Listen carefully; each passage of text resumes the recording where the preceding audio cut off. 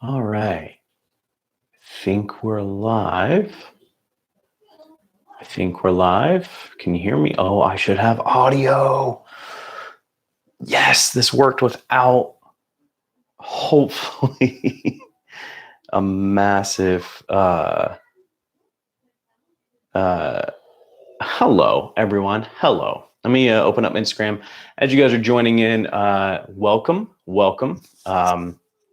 I was going to stream on the Pocket 6K Pro, but I'm actually streaming on the Sigma FP with the 35 millimeter T1.5. So not at T1.5 because that's razor thin depth of field. So not fun. All right, let me see here. Not Zoom. I'm trying to pull up the stream on my iPad so I can monitor the chat. How is everyone doing tonight? Oh, I look real green in that image. Okay. Vitor, I apologize if I mispronounced your name. I'm going to go ahead and get that out of the way. Vitor says, well, someone's disappointed again. Mike says, my guy, what's up? What's up, Mike? Skip says, thumbs up. Welcome, Skip. I'm going to get on Instagram as well. I told Instagram I was going live. And I want to share in the wealth. Vitor, again, I apologize if I mispronounced your name. So it's funny. I've gotten a lot of comments on that, on my thumbnail of like, I'm disappointed in the Pocket 6K Pro. And there are some things I'm disappointed about. And we'll get to, maybe some thoughts here in a little bit. But I've actually enjoyed my time with it. It was just an old thumbnail that I need to use. And I was like, it'll probably get some views. So let's be real. This is a marketing game here. All right. So let me go live. You know what? Let me see if I can go live with this like vintage filter on. I usually do my Instagram stories with this. Oh, wow. That is way too far in the frame. Let me bring it over to the side. All right. I think that's good. All right, let's go live. Chicken connection. How's everyone doing tonight? YouTube, Instagram. What is up? We are live. I'm using my Why have I never done this before? On YouTube, we got a couple chats. Source says, hello, bro. Hello, everyone. Absolutely. Hello, everyone. Dear Anson, have here watching you. Daniel, bro. Daniel, what's up, man? I'm still getting over your microfilm that you put out. And I'm ready to see some more. All right. I'm going to let people get in. I was debating. I wanted to do a live stream this week. I was honestly debating like what to live stream about. There were a couple of things I toyed around. And I actually did a shoot last night filming episode 2 of My Brother the Villain. And so I was like, you know what? And I did most of it with the Pocket 6K Pro because I have it on rental this week. And I was like, let's talk about it. So I figured we talk about it a little bit. I know we haven't talked enough about the 6K Pro. So why not? Honestly,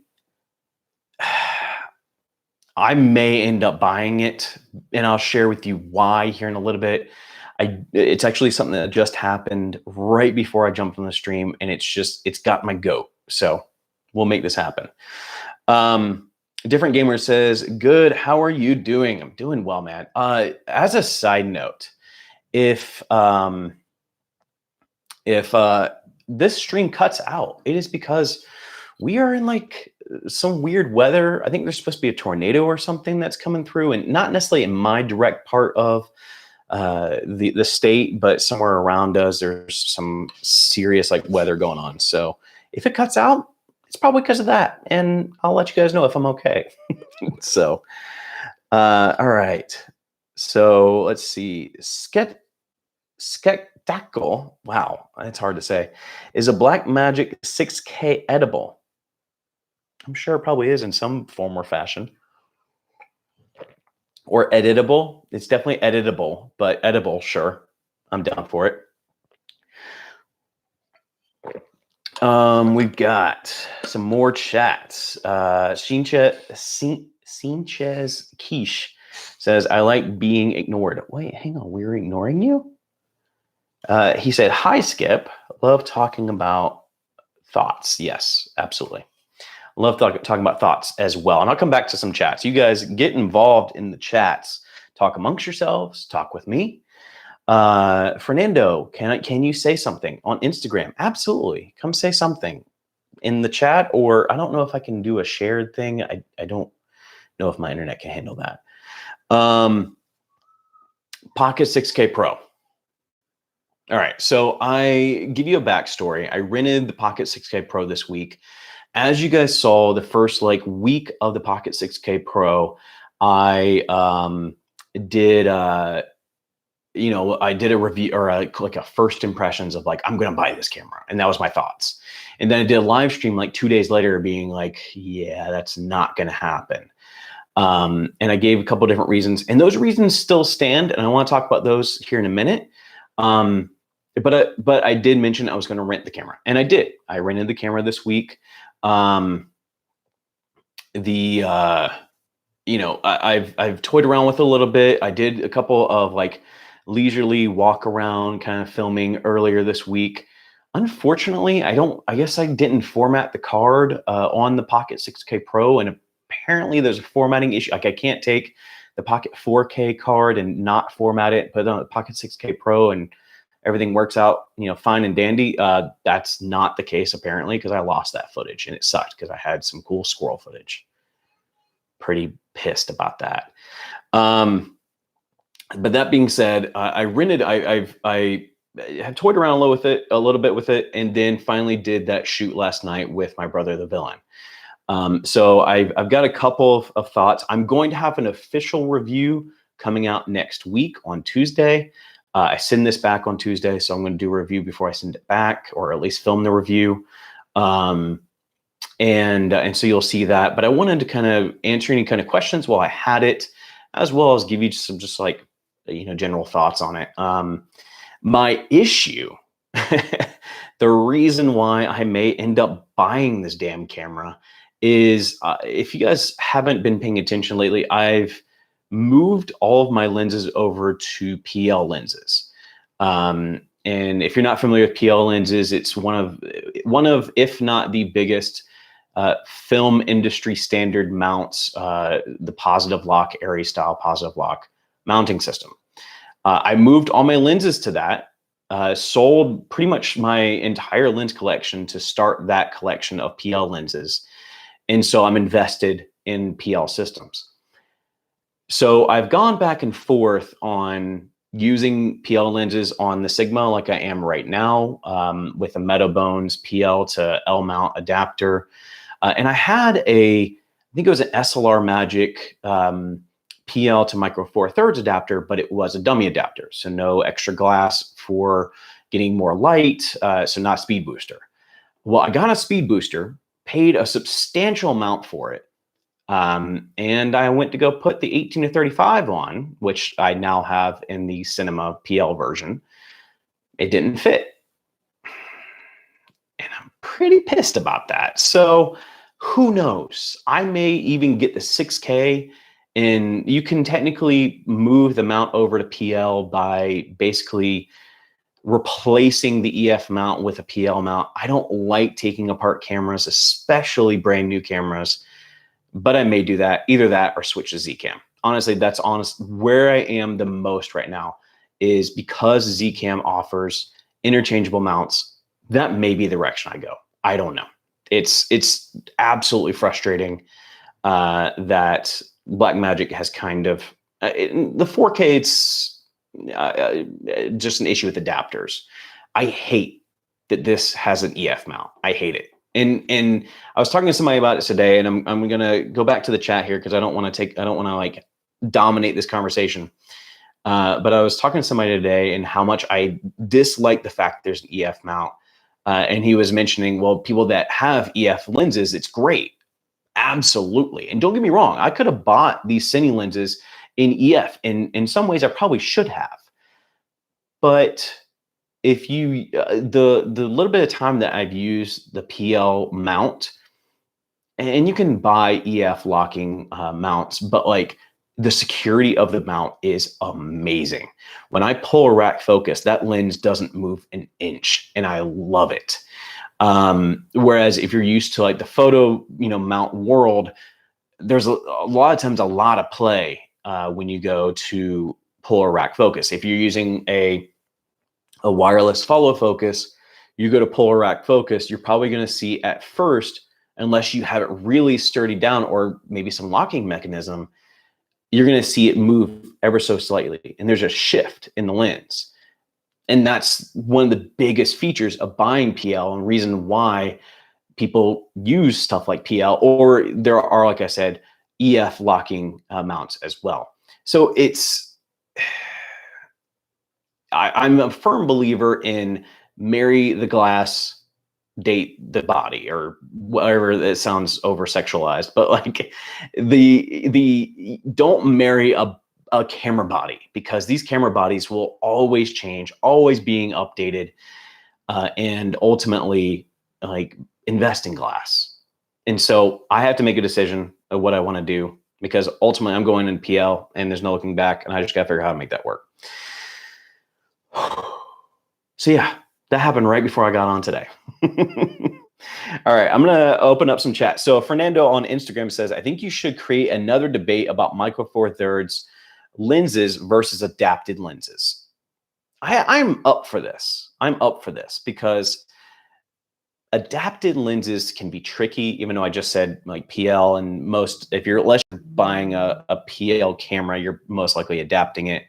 But adapters can be tricky. I've gone through like 5 different adapters this week just to see which ones work. And PL is even worse about it because there's different sizes of depth with PL. And some fit, some don't. And the majority I've tried this week don't fit. So if you're looking at like, I'll name them off. Photo Diox PL to EF doesn't work. I haven't tried the Photo Diox PL to L or micro four thirds. So that's up for debate. The SLR Magic PL to EF, basically PL to EF, unless you get it customized from the lens manufacturer, kind of like Iron Glass does with their cinema lenses, it's probably not going to work, at least what I've seen so far. Or maybe you're paying a ton of money, which is probably the best bet. Or you're spending more money and buying more of a conversion adapter where, kind of like Wooden Cameras offers, where you can basically take your EF mount and make it a PL mount. So it's a hit or miss. The SLR Magic PL to micro four thirds works. I may end up having to buy that, which is honestly, if I stay with the Pocket 4K, it's great because it's not a speed booster. There's no extra glass, and it fits pretty securely. So I'm up for that. The one that's not working right now that I just tried on, it will remain to be seen. I'll keep you updated. Is the MetaBones speed booster for PL to micro four thirds. So that's all I've tried this week. Needless to say, that's another thing that frustrates me. This is the Pocket 6K Pro BT dubs. This is how big this thing is. Okay, so I've said that we're talking about the Pocket 6K Pro, and this is the first time I'm showing it. Much apologies, I had to rant for a minute. I actually really like it. It does have an Anton Bauer Titan battery on it. I actually have been working with Anton Bauer to basically talk about their battery systems and stuff like that on the Pocket cameras. But this is the 6K Pro. Now you'll notice I have a vintage lens on there right now because I just, like we just said, I don't invest in EF lenses. This is the only thing I had in EF because I had an M42 to EF adapter. So this short film is also with the Helios 442. But otherwise, I actually really enjoy this camera. Tilt screen, it's not super flexible. It's about, you could probably push it a little bit more, but it's nice if you need it. I think if you're like myself and you film yourself a lot, it might as well be built into the camera and fixed to the camera, because I'm gonna have to use a monitor anyways. I did have the Mars 300 Pro last night, and so I actually monitored the video feed remotely. So it was kind of nice. And I'll go through some of the other stuff I was using as well, but I want to get back to the chat here. All right, different gamer says, okay, sorry. Let me go back. All right, Skip says the BM Gym 5 footage I shot at home was so beautiful it brought a tear to my eye. Honestly, I really enjoyed the color science out of this. I'm a big fan of Blackmagic color science. Like, the only reason I haven't jumped to Zcam right now is because I just don't want to leave this color space and this color science. Amazing. I don't, has the Pocket 4K and 6K Gen 5 upgrade come through? I don't know yet. If so, I probably need to update mine. All right, so Skip, is your PC feeling good? PC. All right, so Skeptactable. I don't know how to say your name. Skeptacle. That's hard to say. It says, rather existential question, but if the next word that comes out of your mouth were to be your legacy for years to come, what would you say?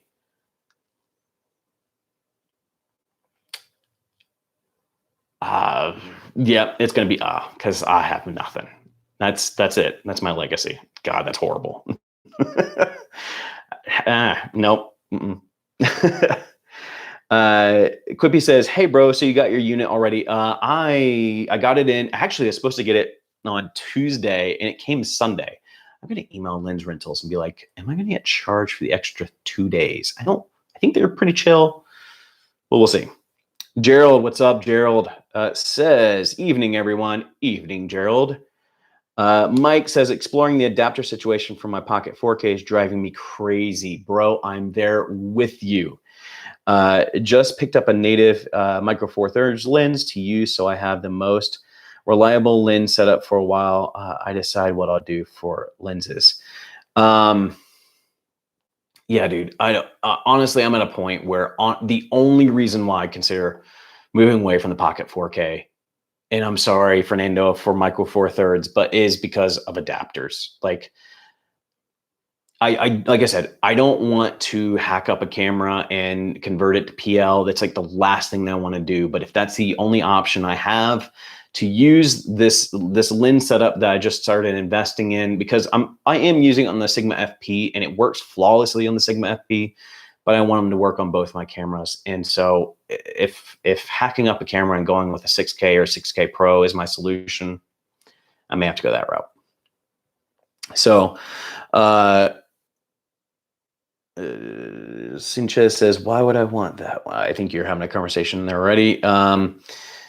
Quippy says, awesome. Okay, so we have some discussion going on. Hello from London. Damien, hello. Yeah, we're just sitting, chatting. If you guys have any questions about the Pocket 6K Pro, let me know. I'm going to try to answer them. I've only had it for a few days, so I'm not like the expert in the 6K Pro, but you know, if there are some things I can answer, please let me know. Source says, wash your hands. Absolutely. The last video I posted, there was a part where I almost forgot what I was supposed to say in that. So if you see me being like, wash your hand, that was because of that.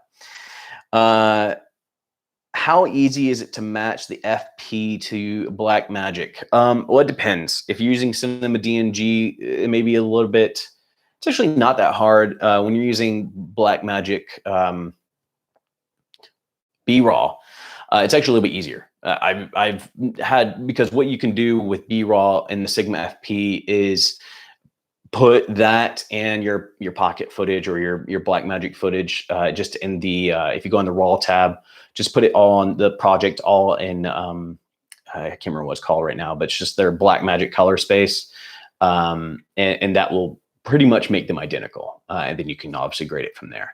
I find that the 6K, the 4K has a little bit more of a magenta shift, and that's pretty well known. And so I may have to take out the reds more at the Pocket 4K. I've also noticed that the Pocket 4K, and I'm hoping this is solved with Gen 5, but their film, comparative to what the film looks like when it's converted from the Sigma FP, the Sigma FP is way more flat, like way more flat. So there's a lot more to work with. Whereas the Pocket 4K, I've noticed that it is it's got a lot more saturation than I want out of a log type clip. And so that's where the challenge comes in. But I've really only worked on like 1 or 2 projects where I've used them both on the same project. And when I did, it wasn't that bad to work with, because ultimately we do put them both in that Blackmagic color space. It's pretty apples to apples there. So yeah. Philip says Pocket 6K Pro or FX3. All right, this is where I'm going to go on a little bit of a tangent, because it's a legit question, right? Because a 6K Pro is awesome. I think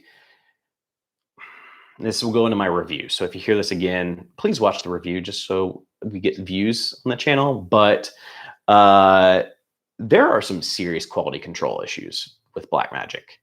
I have heard some nightmare stories so far with the Pocket 6K Pro. I've heard people having duds right out of box. I've heard of people like having their tally lights fall off. I actually had an experience that somebody talked about online where like the camera shut off and didn't come back on for a minute. That happened to me over the weekend, where I thought, because I was changing lenses and I can't remember if I accidentally kept the camera on. I thought I had actually like done something electronically to the camera that didn't come back on, but I didn't do anything. And yeah, I turned it off because I wanted to save the battery, went to go turn it back on, nothing. And I think I waited like 10 to 15 minutes and finally it came back on. But, and that was walking around with my kid and my wife. And so like I maybe missed out on like them swinging on the swing and having some cute moments. But if it's your fucking livelihood, that's terrible. That's fucking terrible. Sorry, I'm trying to bleep myself to be somewhat family friendly, but that's terrible. And so honestly, like I think that's where I'm realizing you pay for what you get. And I love Blackmagic, but I honestly think that Blackmagic, you do not buy Blackmagic cameras sometimes when they're first launched, because there's a lot of quality control issues. So that's my tangent. That's my issue there. So if you want to not play with money and you're a working professional and you have the budget, I go 6K, not 6K Pro. At least for right now, at least until they make some quality control upgrades. Sorry. Yeah, so that's something that's going in the review, because that's BS that happened. And it's BS that people are having issues with it. How is he to match BM? Couldn't focus peaking work on mine. Any ideas? Focus peaking working, not working. Focus peaking was working on mine last night. So this is a dumb solution, but I wonder if your focus peaking is turned on the monitor tab, not the actual LCD tab, or vice versa. That would be the only thing I could think of. Otherwise, it may just have some issues. Wouldn't surprise me. Damien says, thinking of getting the FP and Pocket 6K Pro with vintage Leica glass. Love the glass. Kudos on that. I just bought Sigma Cine lenses and I'm already dying of how much those cost. So kudos on the Leica vintage. FP in the Pocket 6K Pro. Yeah. I mean, it's a good combo. Honestly, I may end up getting 2 FPs, and I don't want to, leave pocket cameras, because I think pocket cameras, you guys tend to respond for, with pocket cameras on my channel. But again, I'm sick and tired of adapters. I'm sick and tired of small sensors. And honestly, I kind of want to get away from speed boosters entirely. And honestly, I love shallow depth of field, and hell, that's where the FP would get me. So we'll see. So IMCE returned his 3 times. Dude, so I've been seeing, so if you guys don't know who IMCE is, and I don't even know if that's how you say his channel's name. He's actually a huge black magic. Like, he's been in black magic for a while. He was, from what, when I find channels on YouTube, I try to like figure out their history and where they've been. So I think he started down the, his channel around the premise of the EOSM, and talked about the EOSM, very similar to like Zeke and those guys. But then moved over to the OG pocket camera because, EOSM with Magic Lantern and RAW and OG pocket camera kind of share that same audience and same space. So we went into that. I think I stopped paying attention for a while. I think he went into the 4K, 6K. He's in one of the Blackmagic Facebook groups that I'm in, and I hear him every once in a while. There was something that happened in the first return that I think everybody said that he was being dramatic about it. I don't know what it was. I think it was the fact that they didn't print the Blackmagic logo on the body cap, which sure is dumb. I mean, you're paying $2,500. That's those things that you're like, the hell, like quality control again. And so, yeah, he's returned a couple of them, had issues. And I think he finally went into and got the BGH1, which Panasonic just put out a firmware update. And I almost looked into the BGH1, except for the fact, again, it's a micro four thirds sensor. I kind of want to get away from that. And the upgrade, so the upgrade for the S1H, you can do B-RAW on the Blackmagic Video Assist, or with the Blackmagic Video Assist. And you can do RAW over HDMI for the BGH1, which, if you're not familiar with the BGH1, it's Panasonic's cube form factor camera. It's basically like a GH5S in a cube. I mean, literally. But they did not upgrade that to do B-RAW. They upgraded that to do ProRes RAW with the Atomos Ninja 5. If they had done the B-RAW route, I may be picking up a BGH1. But since they didn't, and I really want to stay away from micro four thirds going forward, yeah, that's the reason I didn't go that way. Oh, that's IMCE. I am Cole Edwards. Got it. Philip says, I just borrowed the Pocket 4K 6K from a friend. The ergonomics kind of suck. Is the Pro better? It depends. It depends. Can I take? Yeah, I can take this off pretty easily. This is a shameless plug for Anton Bauer Titan battery. I think it's a Titan XL. Yeah, great. Battery solution. I used this last night. It did not give me any issues. I powered the Nucleus Nano with it, the camera with it. I think that was it. And you can easily take it off. This is the camera. So think of the Pocket 4K just a lot bigger. It's, I think, a little bit like more narrow, but it's also a lot taller. And so you can feel it. Like, you can tell it's in your hand. I like, if I were to hold this camera without a cage, I will be honest, I prefer the Pocket 4K over the 6K Pro, just because this is massive. I don't think I have like tiny hands, but I have pretty tiny hands.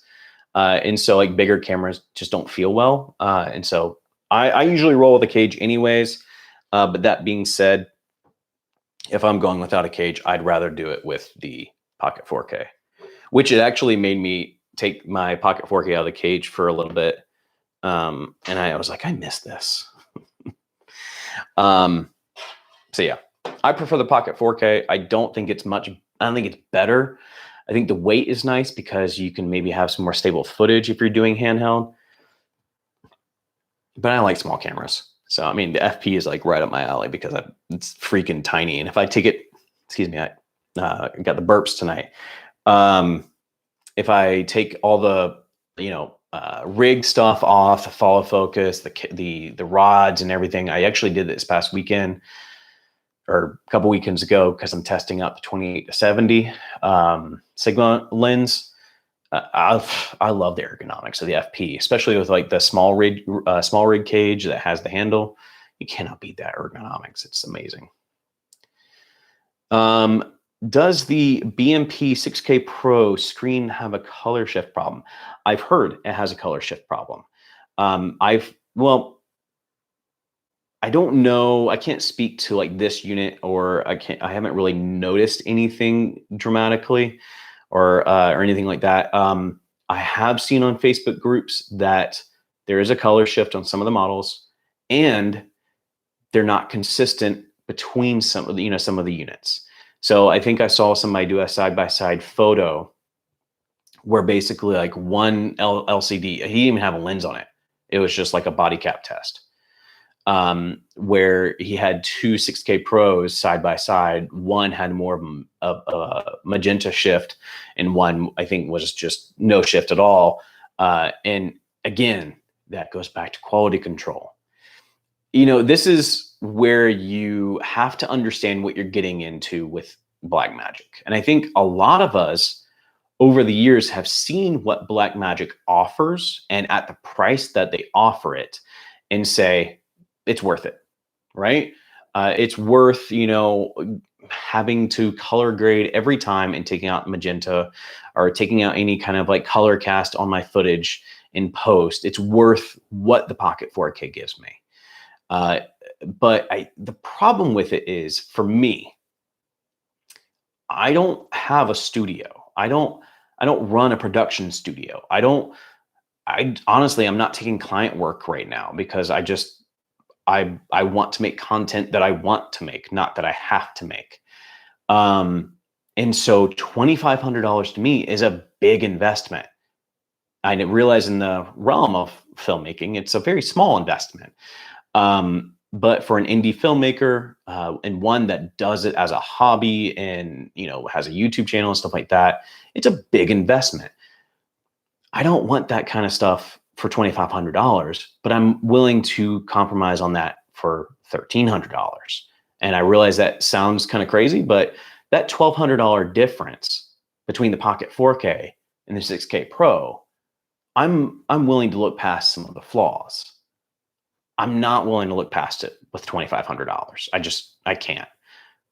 I could go buy another FP, and I'm not saying that Sigma has the best quality control either. I haven't had any issues with my FP, but I've heard horror stories about FPs as well. But I could go for a full frame raw recording camera for the same amount that I would for, a 6K Pro that may have some issues in quality control. That's where I feel like this is massively disappointing, and honestly making me more and more want to look into other camera systems.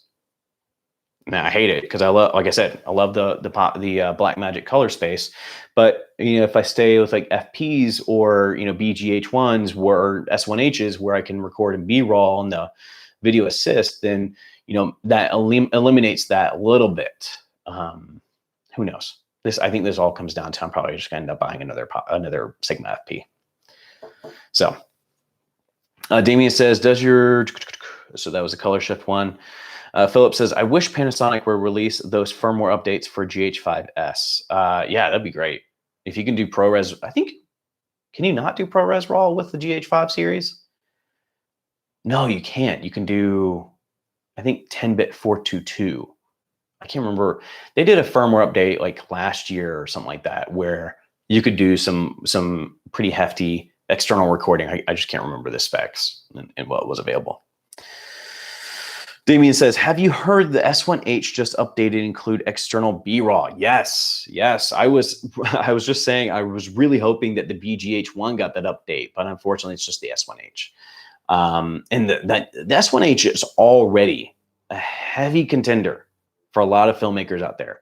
You have full frame, amazing kind of like filmmaking specs. What's up, Joe? Amazing filmmaking specs. But it's, yeah, it's, yeah, sorry, I lost my train of thought. Joe distracted me. And so, but yeah, the S1H is already a heavy hitter. And so putting B-roll in the S1H with the Blackmagic Video Assist just kind of puts it up there. I probably won't pick one up. I think even now there's still a bit on my price range. When I start getting into like $2,500, $3,000, that's when I start sweating bullets. And so again, that may go back to picking up another FP. I love the FP, and honestly, it has been my A camera. The only reason I've held on to the Pocket 4K is, one, you guys love the Pocket 4K, and as a YouTuber, I want to cater to my audience, and have build a community around people that have like-minded interests. But at the same time, like, I don't want to work with a camera that's not giving me the stuff that I want. So we'll see how this goes. 2021, the year of Anson figuring out what the hell camera he wants to upgrade his Pocket 4K to. Philip says, yeah, there's no ProRes RAW or B-RAW on GH5S, just ProRes DNX and 4K 422 60 over HDMI. Yeah, honestly, like, that's one reason I don't go with 2 FPs, is because no high frame rates in 4K. And that sounds like one of those nitpicking things, but hear me out. I do a lot of product videography on this channel. Being able to do slow motion and be able to crop in is just a nice thing to have. And so and honestly, the Pocket 4K may just end up being my like product videography, product filmmaking, like, I don't want to say filmmaking, but product videography camera. So yeah. Joe says, people put way too much value on RAW. Sure. I agree. I can agree with that. I think it's just the mindset of knowing you have RAW is nice. Joe, if you're late to the conversation, we're talking about 6K Pro and the fact that my Pocket 4K officially does not support speed boosters for PL lenses. So we may be moving away from the Pocket 4K soon, which means what that means. And I don't like it. It means maybe Zcam, which I'm not excited about, but we'll talk later. And so, yeah, it's RAW. Do I need RAW? Hell no. I'm not doing near enough in DaVinci Resolve, moving these colors around, that I need RAW. Do people need RAW? Sure. There are plenty of people that need RAW. Do I need RAW? No. That's why, like, I'm open to Zcam and working with like ProRes or something like that. Joe over on Instagram says, I'll film in the exact same shot in B-RAW and ProRes, and no one will know. 100%. 100%. I think if anything, RAW has made me lazy, because I don't pay attention to white balance anymore. I don't pay attention to exposure as much as I used to. The only thing that RAW really makes me do is not pay attention to those things. And so if I'm diligent about exposure and color temperature and all of that, then sure, you can do just as much wonders in ProRes as you can in the finished product as you would with RAW. All right, so over on YouTube, I forgot what the application was called. YouTube Source says, I can take that Pocket 4K off your hands. Honestly, if I sell it, sure. Go find me on Instagram. I'll sell you one. The problem with me right now is, I'm going to try to stretch my legs just a little bit, I'm like fully in the Blackmagic ecosystem. Like, I have the OG Pocket camera, I have the Pocket 4K. Even my main camera still records in B-RAW, and so I'm fully in the Blackmagic ecosystem. But the more that I see these horror stories about these cameras and everything, the more it turns me off to it, and I just want to be like, I'm done. But I mean, for this price range, there's not a perfect camera. again, like I've been seeing rumors around new cameras from other brands. I don't want to be specific because I don't want people to be mad at me, but like for Sigma, there's some stuff on the internet all over the place about a new camera. From what I've seen, I'm not excited about it. I think everybody right now is doing, I think 2020 was like groundbreaking upgrades. And I think 2021 is those small incremental upgrades. And so, yeah, that's, we'll see. Philip says, nope, that was, okay. Sorry. Yes. Philip says, I've been messing with the Pocket 4K and 6K the last 2 days, and am surprised how much they look like the Ursa Mini 4.6K, a lot of dynamic range. Absolutely. And honestly, the only, like, that's what's kept me around is just the image that we get from these cameras. Like, I love it. I love the image. You know, I said this when we were talking about the FX3, where Spencer Sakurai did like a comparison between the 6K and the FX3. And, you know, it's just night and day difference between the color space and just what the image can end up looking like. And I love the Blackmagic kind of look. I got to find what works for me. And again, I think it may be even buying like a OG 6K and just putting a PL mount on it, because I don't want to pay $2,500 to pay another $500 to get the wooden camera adapter or kind of mounting transfer to only hack up a $2,500 camera. So I'd much rather pay like maybe for like a used 6K, hack that up a little bit, get the PL mount. So. Damien's, or actually, Source says, my BMCC OG is still arriving on its way from Athens, Greece, but really excited to shoot with it. Dude, you've been waiting on that camera for like 2 weeks? I'm pretty sure. It's been a while. I feel like I posted a video. I feel like when I posted the video of the 7 Artisans review, you were just bought the camera. Driven Joe, yes, please switch over to YouTube. That'd be awesome. I miss you over here. But yeah, you've been waiting on that one for a while. That's crazy. Source also says Sakurai is awesome. Sakurai is awesome. I'm a Sakurai fanboy for sure. So absolutely. Damien says about the Zcam, K Infinity has just dropped RAW from all their lineup. Zcam might have to follow. Red holds the patent for compressed RAW in camera. Yeah, I didn't know that that K Infinity did that. Honestly, I think everybody putting out their compressed version of RAW, it's just at some point it kind of loses its value. I mean, and this is where I'll tout the FP. I mean, having full cinema DNG RAW, I actually kudos. I mean, I think people have hated on the fact that the RAW from the FP has been uncompressed RAW, and so like it's just a storage hog. But I'd honestly rather have good full cinema DNG RAW than shitty compressed RAW. That's just my opinion. Not saying that Z RAW is shitty or any other version of RAW is shitty. Just 2 cents. Fernando says, I caught the tail end of PL Metabone's Pocket 4K conundrum. I just got a PL MB in my SOL.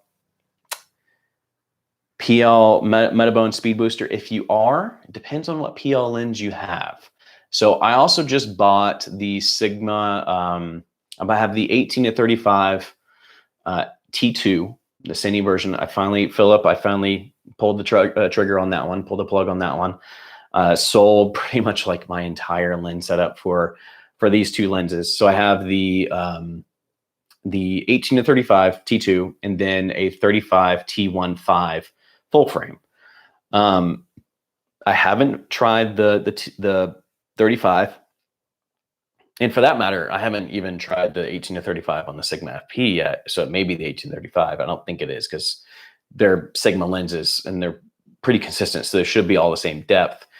That all being said, the 18 to 35 does not fit unless I'm missing something. And there may be like a flange that I'm missing, something I'm missing on the metabones that I can adjust the distance of the glass. I don't know. But when I went to throw it, all I know is when I went to throw it on before the stream, because I was actually going to show you guys having it mounted on there. And it didn't go on. It just didn't lock. So you may be SOL, and I'm sorry if you are, because if you got the Metabone speed booster, that's a freaking very expensive speed booster. That's I think $720 new speed booster. I bought it used.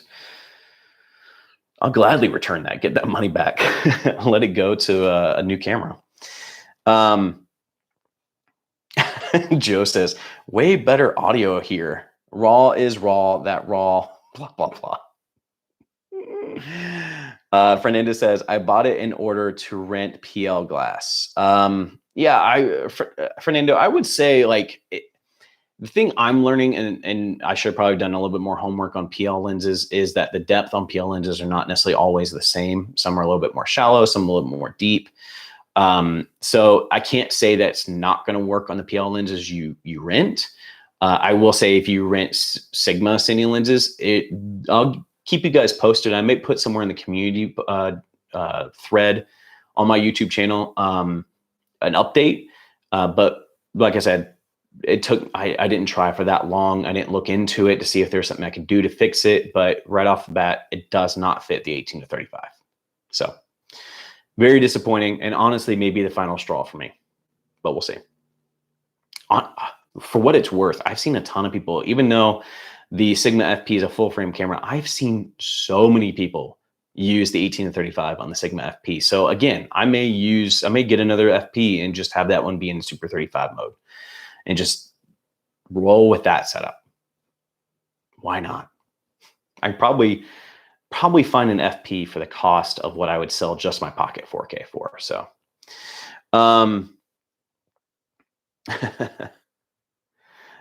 so Joe says, I think they've given up on it. Are you referencing RAW and the lack of support on RAW or Z RAW? Yeah, and I think that's if you want to clarify, if that's what you're talking about, but I think that's the thing is like so many people have their variation of RAW.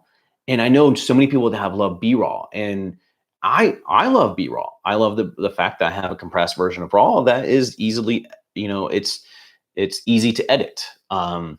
But you're right, RAW is not the end-all be-all. If anything,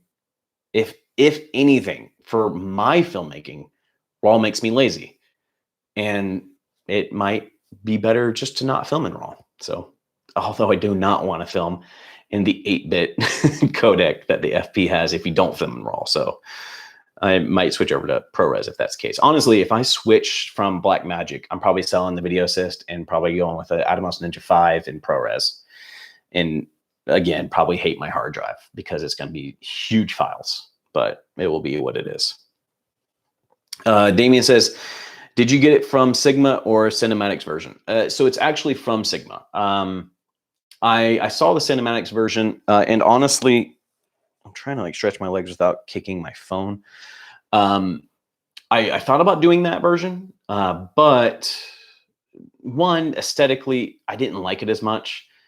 And I work with Sigma a lot, so they give me a really good deal on some refurbished Cine lenses. So I pretty much paid around the price of what the Cinematics version was going to be to get the 18 to 35 directly from Sigma. So the only problem is the version directly from Sigma is not parfocal.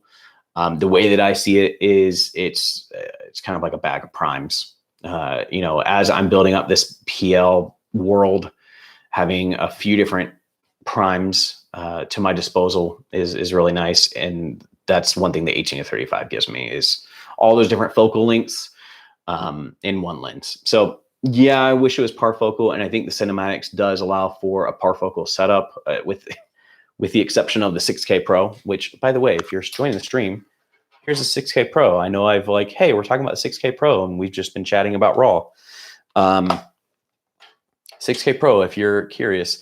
I have the follow focus top mounted because I didn't have a cage for it. So I just put like the Nucleus Nano, like the one that comes with the Nucleus Nano, the mount there on the top of the camera. So my setup last night when I was filming was Nucleus Nano. I had the Mars 300 Pro kind of connected to the other side so I can feed into my remote follow focus unit. And what else do I have attached to this? I had the Comica Boom XD, which I love this for the stream, hate it for actual productions. I had some signal interference last night and had to refilm a couple shots. So that sucked. I think that's all I had attached to it. And then I don't think I even used a matte box, but it was, yeah, just this follow focus, Mars 300 Pro, kind of with a friction arm. And I had something else on here. What was it? The mic. I think, and then of course the Titan XL. So I've honestly enjoyed it. I really wish it wasn't EF.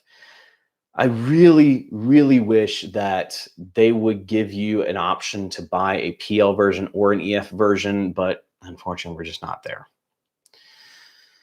All right, so we got a couple more chats here. So let's see. Philip Gibson Photography. What's up, Philip? I hope you're safe. I think you're also North Carolinian, and we're getting some weird weather, so hope you're safe.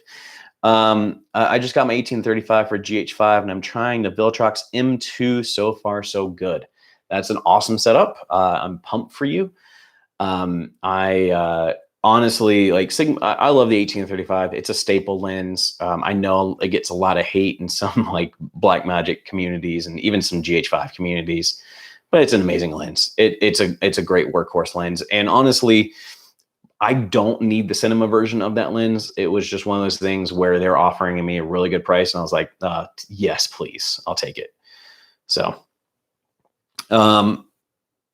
Source says, Philip, awesome, huge 1835 here, fan here too. Very cool. Do you guys want to see it? I don't know if you want to see it. That's lame. Do I even? Yeah, okay. All right, give me a second. I'm gonna go get it.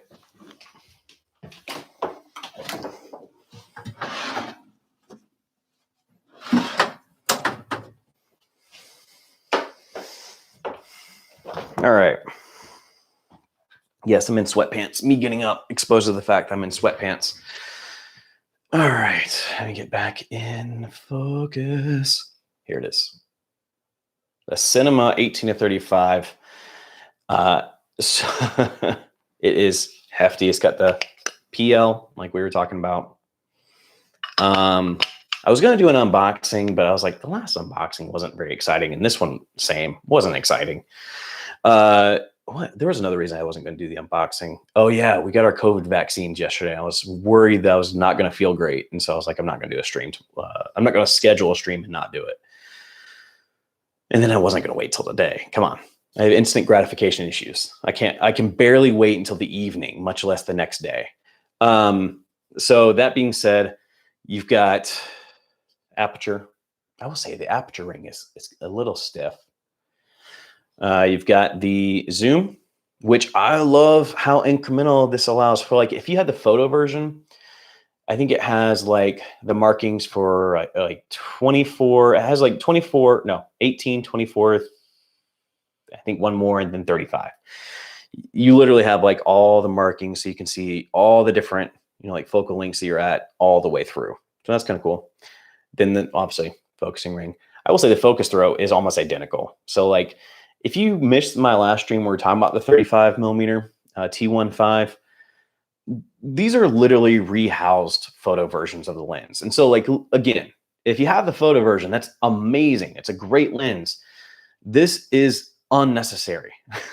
The only reason why I got it, again, it was coming at a really good price. And I hate messing with follow focus units with the photo version. And so this kind of just solved that problem for me. Another cool thing is when you buy these new, you pay a little bit extra to get the illuminated markings. The ones I've bought so far, thankfully, I don't know what use it's going to be, but they're illuminated versions. And so it won't do it right now because it hasn't seen, it's been in a drawer. But if I turned off the lights, you would see like all the markings on there. It's been pretty cool. I'm down for it. So yeah, that's the 1835 Cine version. All right, so I am way behind here. All right, Mike, what's up, Mike? Says my 8-bit A7 III is also a challenge for me to edit. Now taking suggestions on find one camera to maybe replace both my A7 III and Pocket 4K. I'm sorry I've created this conundrum for you that like I'm all like replace your Pocket 4Ks. Don't get me wrong, Pocket 4Ks are amazing cameras. I love my Pocket 4K. And honestly, if this hadn't have been right after figuring out that speed booster doesn't fit with the 18 to 35, I probably wouldn't even have this conversation because I love the Pocket 4K. But again, you know, everyone has to make their own decision. What's up, 27PX? I know your name on Instagram. I can only remember your account name right now. Very sorry. G80 man here. Love it. Love it. G80 is a great camera. All right. Let me catch up on the chat here. Let's see. Source says, Philip, very cool. I'm a new to GH4 myself. Haven't shot much with it yet. Playing with the EOS M RAW. I love the EOS M. That says so much. Like if you're looking at a very budget-friendly like filmmaking camera, check out the EOS M with Magic Lantern. With Magic Lantern, it can be. I've seen things be hit or miss as far as reliability, but it's a great little camera, and it's $150. Like can't go wrong. Can't go wrong. 27 says, "How are you?" And I'm very well. I'm not getting swept away by a tornado yet, so we're good, I think. All right, so we got some more chats. Keep them coming. I know we're right at an hour, and thank you guys for hanging out. I'll go for a little bit longer. I can't go too long. I've got a couple more scenes for my brother, the villain, to film tonight, and I'm not trying to stay up super late, and I'm actually trying to enjoy my evening by playing some video games with my nephew later. So I think I filmed until like 11 o'clock last night, and then I watched The Boys after that. So I'm trying to end the night a little bit earlier. It's only like 2 scenes. But knowing me, it'll take me like 2 hours to film. So let's see here. Yeah, so Sigma. So we're talking about Sigma not being parfocal. Absolutely not parfocal. Any feedback on audio quality when going straight into dual XLR on the 6K Pro? I didn't use the dual XLR. I did use the 3.5 millimeter. So I can't really speak to that. I mean, the only thing I can answer off of that is like my XLR on the Pocket 4K, which I go through all the time and actually really enjoy it. But I'll have to try it out. I might do that in my review. That was another thing, is I want to kind of see what you guys are interested in seeing out of this review. You know, and that may shape what the review does. I mean, I have another like 3 or 4 days with this camera. So I do have a full-time job that I have to do in that 2 to 3 day period. But yeah, if there's some things I can test, like let me know. Joe says, yeah, for the money, it's surprising, especially since the cheaper DZO picture. Joe, don't knock my Cine glass or my Sigma Cine glass. Joe has done some really awesome work with the DZO lenses. You should definitely check that out. Joe also just reached 5,000 subscribers this past week. So everyone give Joe a hand. 5,000. That's not an easy feat, and he's done it in way less time than I've done it, and that's impressive. I love it. So good job, Joe. There doesn't seem to be a reason to buy the 18-35 5100 Sigma Cines now. No, there's definitely not. Again, unless you're just like me and No, there's really not. I justify it by saying that I like, not fiddling around with the photo version and a follow focus system, which is very true. Because I mean, I'm rocking with the 35 now, and being able to just simply calibrate and not have to worry about like the thing I hate about the photo version is the fact that the hard stops aren't hard stops. It keeps on rotating, so it's just a pain in the ass for follow focus systems that are wireless. But that's a minor thing. I don't know if it's worth an extra $1,000, $1,500. It probably is not at all. But again, good price, beautiful lens. Why not? 27 over on Instagram says, is the Blackmagic a go-to for you for landscape when you go in nature or just want to shoot for your own satisfaction? Honestly, for landscape, I'm probably taking the FP. It's lighter and it has covers more real estate because of the full frame sensor instead of either a Super 35 or a Super 35. Actually, I haven't. It's been a while since I've used a Super 35 sensor, and I really enjoyed what came out of the 6K Pro with the Super 35. But I'd probably still use full frame. That's just me personally. So we've got over on Instagram or YouTube. I hope he's talking about a lens. Yes, talking about a lens. Yeah. Oh, that's back when I said, do you guys want to see? Yeah, I see what happened there. Okay, I was really far behind. Yeah. 1835. Sweatpants and flip-flops are my jam, Mike says. I've got sweatpants and Vans on right now. So I flip-flops, it's not warm enough for me to do flip-flops yet. Maybe later. I got to get some good ones too. They're really well-built lenses. Yes, they are really well-built lenses. I have enjoyed them. Damien says, is that Sigma fully rehoused or just sleeved with the cinematics? They say it's fully rehoused as far as what Sigma says about the lens. So it is fully rehoused from the photo version, with obviously all manual controls, which is 95% of the reason why I bought it is for the manual controls, and it just looks cool. Probably because it looks cool. So Gerald says, I'm tempted to pick up one of those Makey Cine lenses for the GH5S, seeing folks getting some pretty great footage with them. So I had the Makey 16. I think I've said this before. I've had the Makey 16. Oh God, my Blackmagic Assist is about to die. This may be cut short here soon, but I'll wrap up. I'll start wrapping up with some chats here. You guys are on it. I had the Makey 16. I wasn't a huge fan, but I am tempted. I think it's just because 16 is not it's not a focal length I really get excited about on micro four thirds. So I would be interested to see what the 24 looks like, or even the 50 for that matter. But I do like the Makey Cine lens. I like what they're doing. It's basically like that Vedra, what kind of taking over the mantle of Vedra and the like micro four thirds system, like small cine lenses. Big fan. SLR Magic has a lot of good stuff too in that market.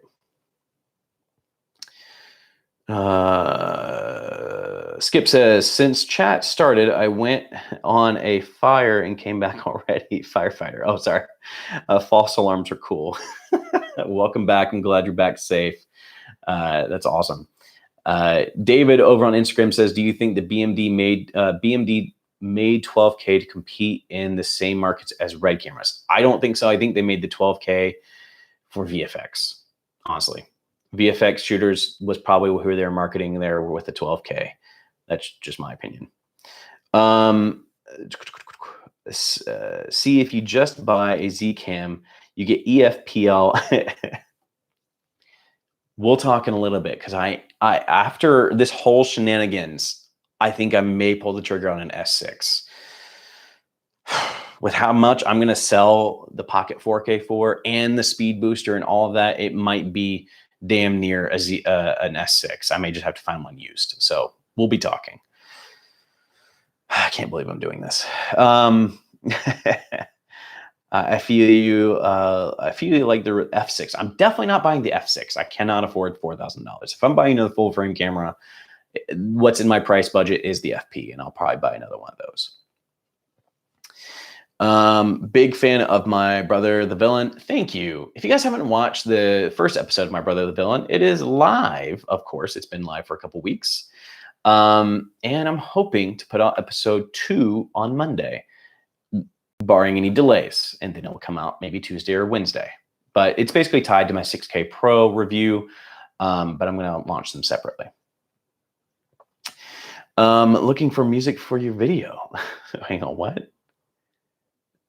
You don't need a camera, just use ArtGrid, they said. I love it. I love it. Clap, clap, clap. Awesome. Thank you. Driven, just subscribe to you, brother. Your channel looks great. Joe's channel is great. Joe put some serious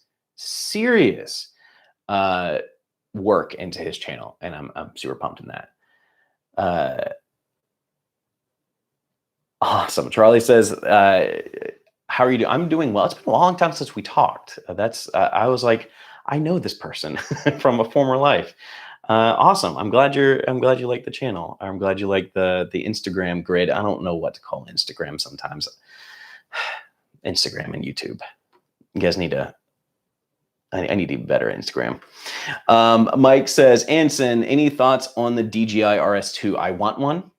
The RS2, I'd gladly sell somebody or trade somebody the Crane 2S for the RS2. I really want the Raven Eye thing, whatever Josh Yo promotes all the time, because it seems cool for people that are into good manual focus lenses, but like autofocus too. Joe says, I'll send you my S6 to borrow for a week if you send me a replacement to shoot on. I'm going to rent one. Honestly, I'm going to rent one. I'm going to hit up Lens Rentals. If you don't know about Lens Rentals, they're an amazing rental house over in Tennessee. I think they're in Tennessee. Yeah. And if you want a 15% discount on your rental, use the code Anson & Co 15 at checkout, or go to Joe's channel and get his code too. So they're really chill. Like I said, I was supposed to get the 6K Pro on Tuesday. Somehow it got to me on Sunday. They haven't emailed me to say that I owe them more money, so I'm just going to go with it. So, Josh Yo. I love Josh Yo. I mean, honestly, my favorite channel on YouTube by far. He put out the Orbit thing, and I don't know if you guys followed Tom. I always forget his last name. It's like Atmos or something like that. He did a video like the next day where somebody did a DIY version of it, and I was like, YouTube drama, because Josh Yo is doing a Kickstarter for that whole thing, and I think his is much better, like so much better quality. But yeah, if you want a DIY version of it, you can go check out the other video, and I'll try to, if I remember, I'll put it in the description. But I'm a big fan of Josh Yo. I love Josh Yo because he says that he's not a YouTuber, he's a filmmaker, and that's why he takes like 2 months to make his videos and make them good. So I'm all for it. Yes, Tom Antos, that's what it is. Thank you, Mike. Quippy says, yeah, I'm still on the Crane 2, but would love the lighter payload of the RS2. Yeah, basically, I like what I see from DJI these days. Honestly, I may sell the Crane 2S and just go back and get a Ronin SC or whatever the first version of their like smaller version was, because I loved it and I could probably put the FP on it, no problem. So DJI, I love DJI. I'm not a, yeah, I'll shut up because my battery's about to die.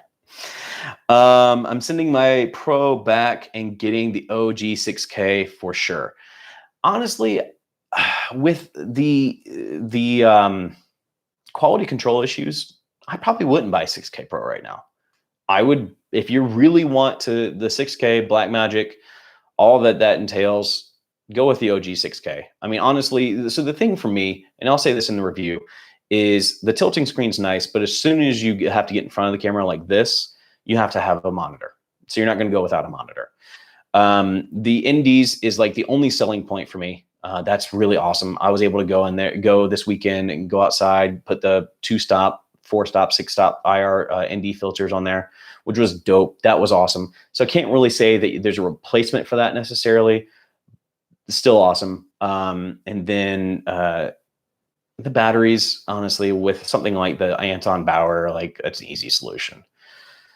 What else was there? I think that's it. So yeah, I mean, the tilting screen's nice, but go with the OG 6K. It's probably a little bit more tried and true than the 6K Pro at this point, and cheaper, and especially you can buy it used. Tom Antos is great. He is great. I wish FreeFly would make a Movi Mini. Oh yeah, I don't ever look at Movi because they're huge. So yeah, that'd be awesome if they did. Mike says, yeah, if it wasn't a grand, I'd be all over the RS2. Absolutely. That's the only thing about DJI is they're really expensive. But as we've been talking about, a lot of times if you pay more, you get more out of it. Hold that thought. I've been complaining about the Blackmagic Assist dying, and I forgot the batteries are hot swappable. And the FP is good. All right, we're good. I'm going to stop stressing. I do love the Blackmagic Video Assist. I do love that. Seriously, I may just get another FP at this point. Oh, okay. If you join the stream for the 6K Pro,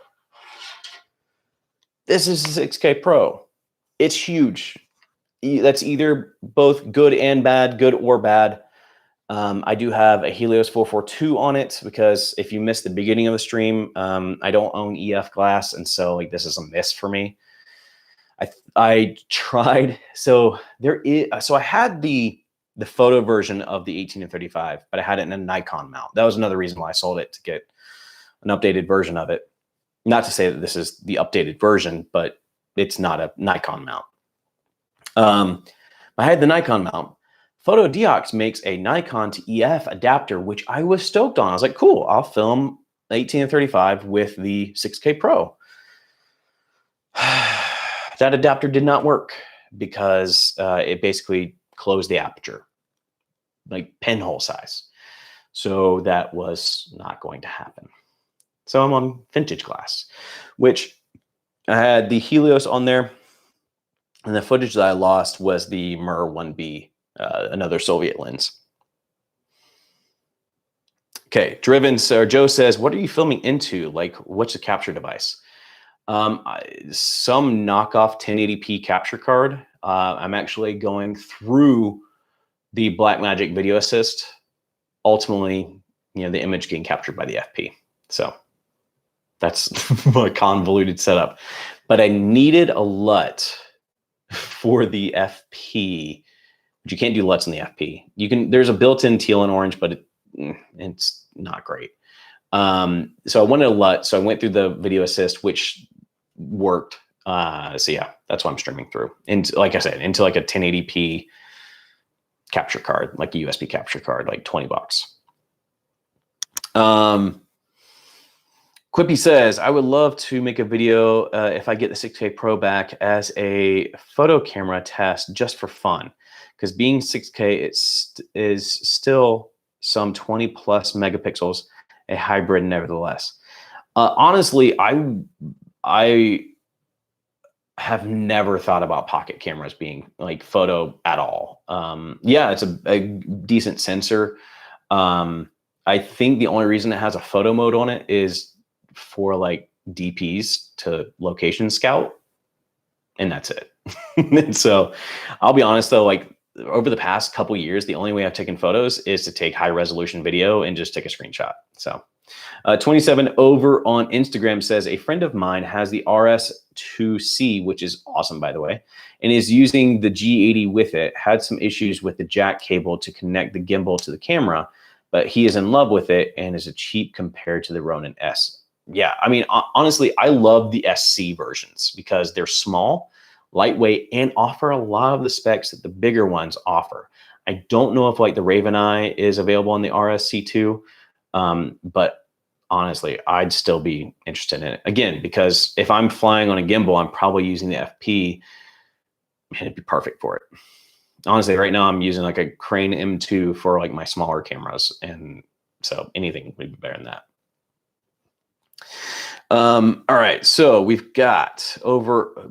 I love how much you guys have been chatting. Like, this has barely been me talking, and that's what I want out of these streams. Really, I kind of just offer up a topic just in case like nobody shows up, and I'm hanging out by myself, and I can put something on Instagram. So if you're not into like chatting and you're watching this after the fact, real sorry. I've been getting a lot of dislikes on my streams lately because I'm pretty sure people get on here and they're like, I don't really want to listen to people chat, but that's what I want to be here for. So suck it. I'm sorry. That wasn't appropriate. I'm probably not going to leave this up now. So I'm getting demonetized. So, all right. Eddie says, moved here from Instagram. Oh yeah. What's up, Eddie? I knew I've got to figure out how to work Instagram better. And so Eddie's here. Source says, any drone flyers here intending to get the Mavic Mini 2 this summer. I owned a drone for like a year. I still have it. I have the DJI Spark, and that's kind of like on the same lines as the Mavic Mini 2. I've never used it for anything like legit, so I can't really speak to that. So if there's other drone flyers in here, please speak up. Damien says, if the Sigma FP did 6K and 4K 120, I'd forget about getting the Pro and just buy 2 FPs. Honestly, if the FP did any high frame rates in 4K, I'd be down for it. I would replace all of my cameras with FPs, but they don't. And again, I hear people say all the time, oh, resolution doesn't matter. For certain projects, it does. Because again, when I do product videography on this channel, I want to do slow motion shots and be able to crop in and do like a live crop type thing in post. And that is where you get 4K high frame rates. So honestly, probably the only reason I keep the Pocket 4K around is because of 4K 60. It's my only 4K, high frame rate camera right now. So, but yeah, if the FP, like if they put out a new camera and it does 4K 60, 4K, any high frame rates, I might just pull the trigger on that one. Even though, like, I have to say, my one big gripe about the FP, and I hate it so much, is micro HDMI. I hate it. It's really bad on my OG Pocket camera right now because I was trying to monitor a shot last night on the OG. And it just was not connecting. So it got fired. I replaced it with the Pocket 4K. Well, actually, that's the one I'm filming tonight with the Pocket 4K.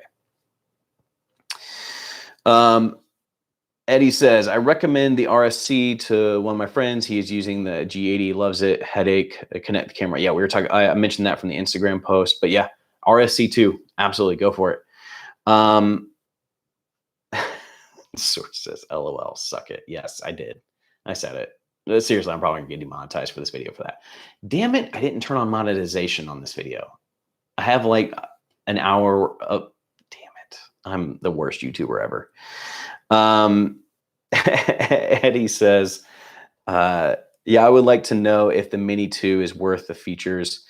And Potato Jet did an excellent Mini versus Mini 2 comparison. I've seen the Mini versus Mini. I think I've seen that one. It offers quite a bit, I think, more, especially if you're like me coming from like the freaking Spark. It definitely offer more. The nice thing about the Minis is unless something has changed, you still don't need a license for it.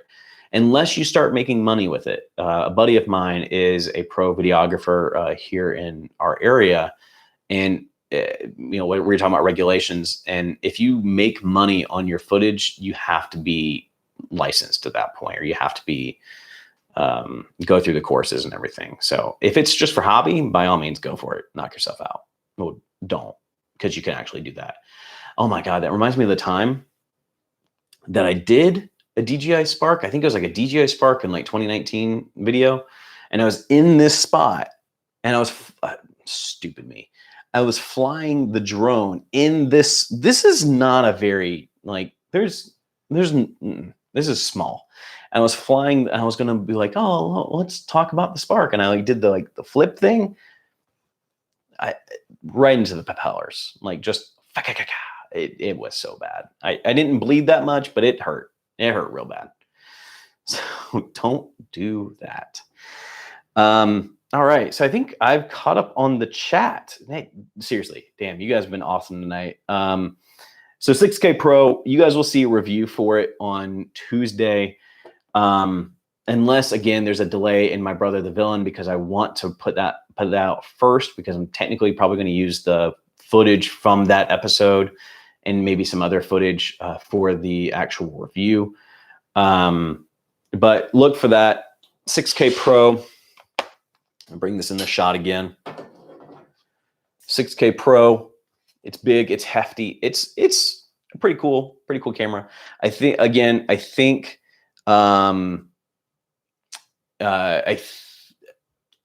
I'm on the fence. If I get to a point where I'm really tired of adapter solutions for PL, we may be getting a 6K or 6K Pro or a Z cam. If I get the 6K Pro, I'll put a PL mount on it, call it a day. We'll see. I mean, honestly, I think that's probably the best bet right now. Unless you're Joe and you want me to convert to Z cam. Nil says, are you excited about the FPL? I have no idea what you're talking about. Sigma watches my videos sometimes. I can't speculate on rumored cameras, but from what I've seen from rumors, I legitimately, like, if you guys have seen rumors, like there's a rumored announcement coming out next week. Everybody's speculating the FPL. Just so that nobody's speculating, I don't have like a camera to talk about. Like, I don't. When the rumors came out, I was like, is this true? And they're like, we can't speculate on rumors. So this is all hearsay. From what I've seen in the rumors, no, maybe. So early rumors was the fact that it was going to be a photocentric camera, like it was for photographers. You know, if the OGFP is for filmmakers and videographers, this was kind of like the photo version. And everything that I've seen online, there's been a couple of Twitter accounts that have leaked a lot of specs and talked about them. Everything that I've seen is more photocentric. And so if you're a photographer, like at Quippy, like if you're looking at, you know, a size of a camera like the FP, I love the FP and I would use it for photos if I were a photographer, but I'm not. So I think as a video, you know, content creator, filmmaker, aspiring filmmaker, whatever I call myself this week, I'm not super excited about the one that's coming out, which is great because it means I just don't have to spend more money.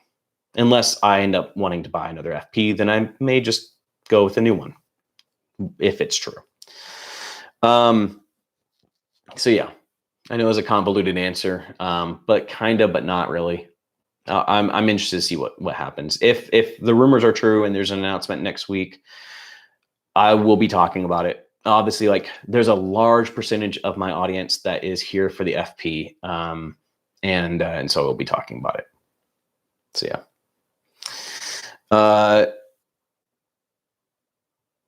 Awesome. Source says, thanks, Anson brother. Thanks, everyone. Much love for you. Fun stream. It was a fun stream. And with that, I do need to film this scene. So I'm going to end the stream. You guys have been awesome tonight. You guys are always awesome, but tonight you guys have been super talkative and I love it. If you are watching this after the fact, you know, we did talk about the 6K Pro a little bit. But if you've ever joined an Anson & Co stream, the topic is usually like the first 5 minutes. So just go back and watch that. Most of it's just us chatting and hanging out because I love my community. And that's all I got to say about that. Eddie says, best thing to talk when you have the thing in your hands. I butchered that sentence. Yes. Trust me, if that is true, that there's a new FP coming out, I will be hitting up Sigma to try to test that out, to give you guys a review on it. I'm pretty excited for what's coming out. So, especially if I'm getting a new FP. Damien says, thanks, Anson. Thanks, guys. Thanks so much. You guys have a good night. As always, go and find your journey. Go embrace life. Stay safe. Be happy. Support each other. Source, you want to do that with me? Wash those hands, and I'll see you here next time. Peace.